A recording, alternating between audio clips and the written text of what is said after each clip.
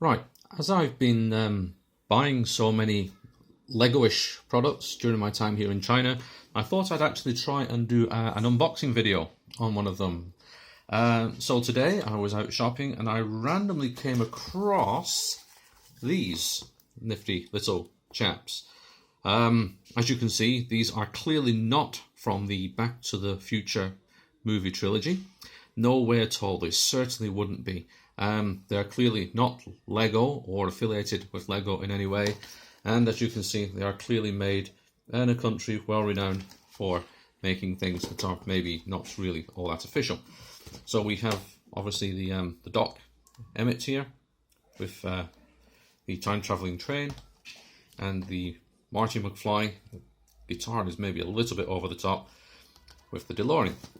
Now I know that you'll probably be wanting to see the DeLorean in action, but me, I'm much more of a fan of the third movie. So I thought we'd take a look at this one. We'll take a look at the Doc and the train. So let's see if we can get past the rather amazing security on here. Oh, and open it. Oh gosh, that's remarkably well packaged.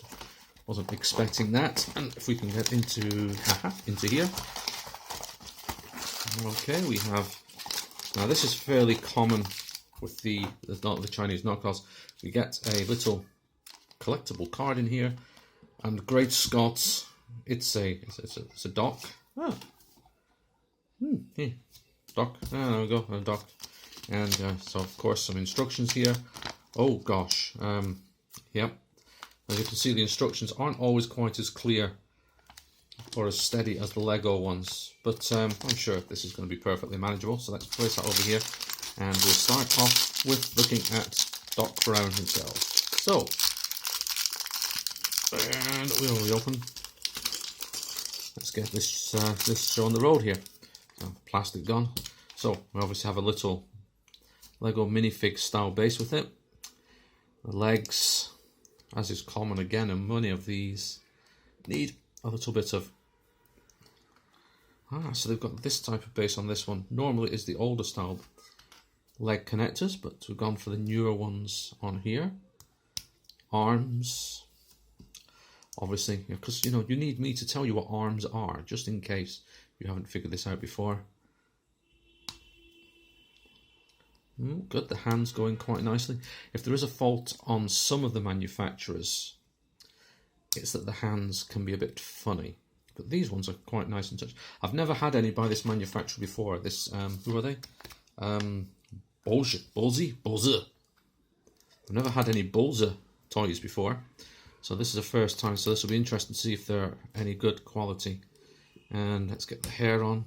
And the hair is a little bit of a letdown. It's kind of a normal mold, not like on the picture, which always has kind of more appropriate hair. But he's passable. Let's pop him on there. And he has a radio control here, and let's pop that on there, and that looks like it goes on like so. Now, again, these are nice firm fittings, which isn't always the case with some of the knockoffs. So yeah, he's looking perfectly reasonable so far, I would think. So let's slide him over there. He can watch from the corner, and obviously we have a spare hand because that's handy. Okay, sorry. Yeah, I know, I need to get a grip. Sorry. Okay, now then, let's have a look at the actual models. Now, if there is a problem with these, it's often that the join on the model pieces themselves can be a bit weak, but we'll have a look at this. So, a reasonably nice spread of pieces. Let's just shunt these off a little bit to the side, give myself some workspace, and we're apparently going to need to start off with these and this. And oh, there we go, straight away some of these nice little flamey type pieces, which are very nice. I'm sure that if needs come, I can repurpose those for something else at some point in the future. But they're quite nice pieces. And then there's that.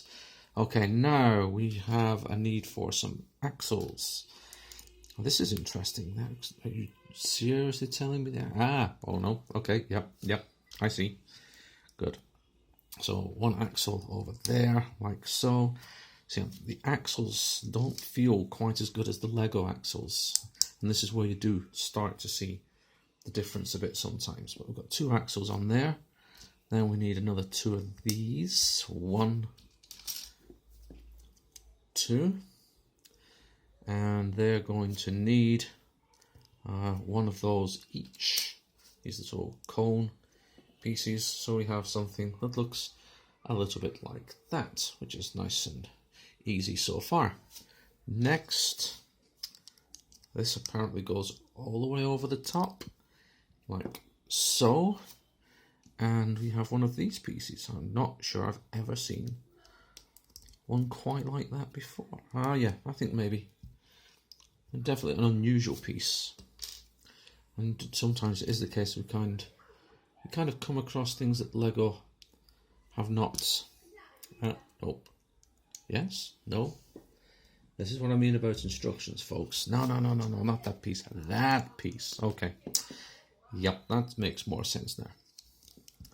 And that, and then a pair of the single stud pieces like so. No, I'm not heavy-handed, not at all. That would never be the case. Okay, so that's what we have so far. It looks like it matches up with what's in the instructions, so I'm going to proceed on. Now we need one of those and one of those and one of these. So start with this on here. To the side 1, 2, okay, and then, oh, great Scott, okay, that's reasonably clever. 1, 2, 3, I think that's beginning to take shape nicely already. And then we have these little light blue grills on the side, very nice little pieces on their own. Okay, so we have that looking good so far. Next up, we will be needing, am I reading this right? Yes, we'll be needing 2 of these again. 1, 2.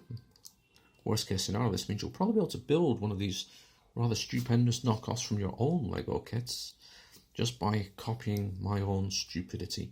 1 of the, where are you? Yes, there we are.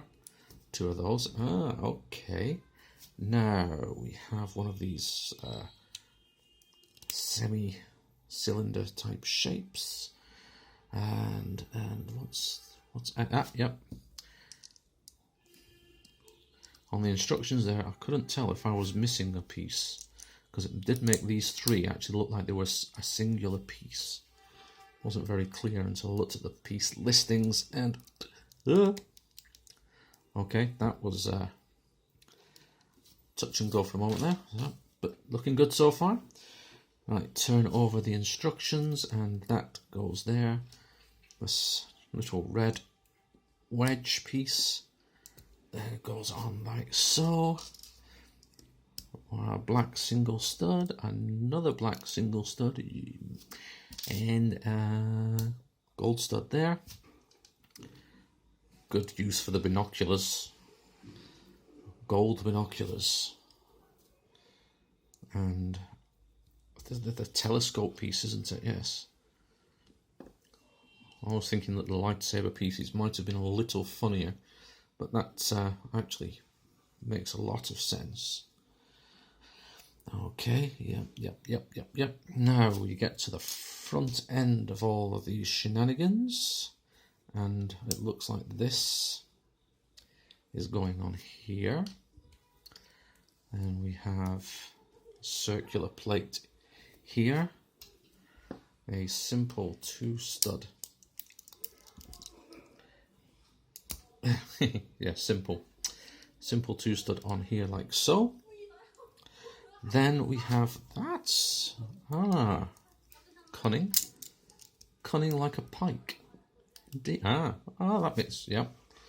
And then the little cattle catcher at the front goes on like so. So yeah, that's all looking quite sensible so far.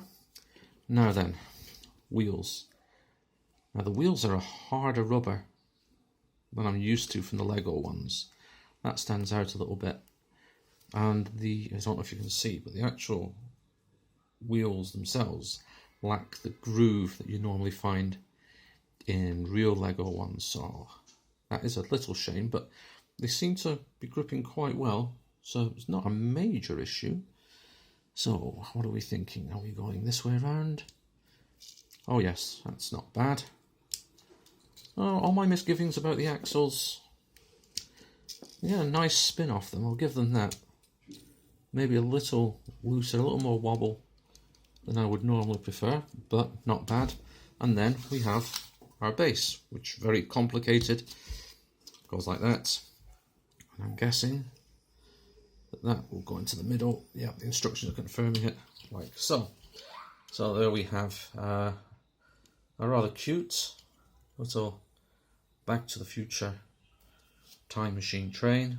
Okay, get that to focus.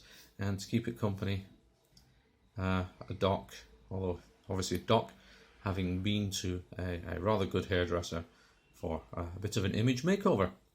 So, thank you for watching, and maybe at some point I might get around to having a look at old Marty McFly and his crazy little time machine. Okay, thank you for that. Bye-bye.